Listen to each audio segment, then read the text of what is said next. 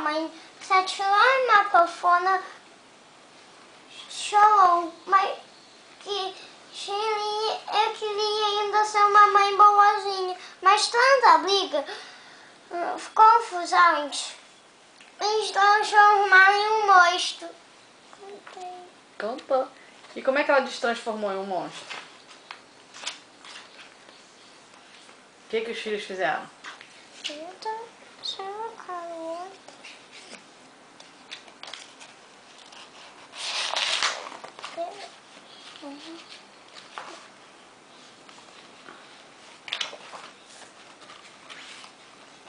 Deu pra avisar bem a tempo. Deu pra avisar bem a tempo. O que deu pra avisar bem a tempo? Do cabelo dela? É, do cabelo dela.